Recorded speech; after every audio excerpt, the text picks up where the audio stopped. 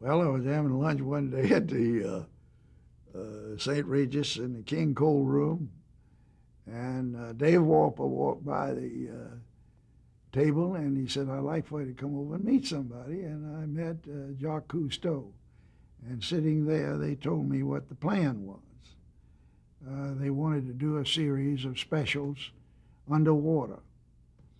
And I thought, well, that just sounds terrific. Come over and let's talk it through. So we went over the next day. Now, Dave tells a different story from what I tell, but I found out that we had to build a boat, the Calypso, off which was going to be the platform for this underwater stuff. And we also had to commit to 7 years because he wasn't going to go into it.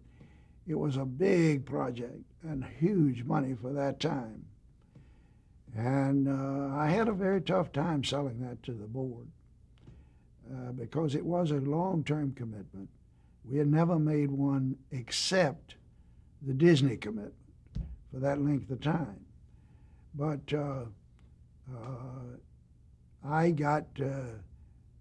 called up during the negotiations and asked Jacques Cousteau if he'd come and talk to the Explorers Club about what he wanted to do. Just another club I belonged to in New York.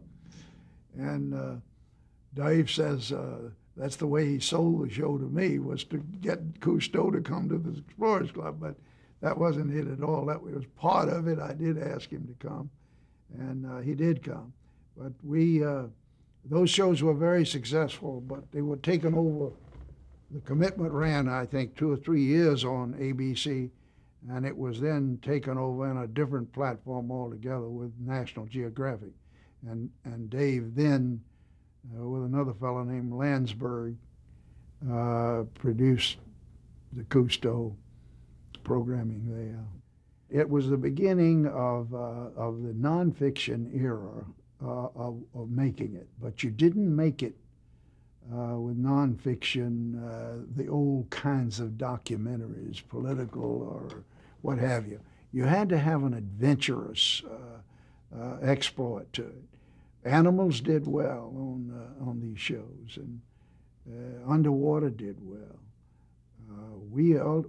After I left ABC, I made a series called for CBS called The Body Human, and that was extremely successful. I think it was very much the beginning of real life television, not the reality programming we're into now, but it was certainly away from fiction, nonfiction, if you please.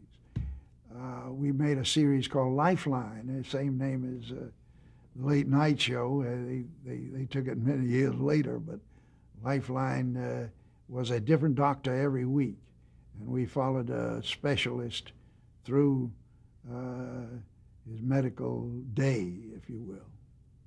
And that was extremely good.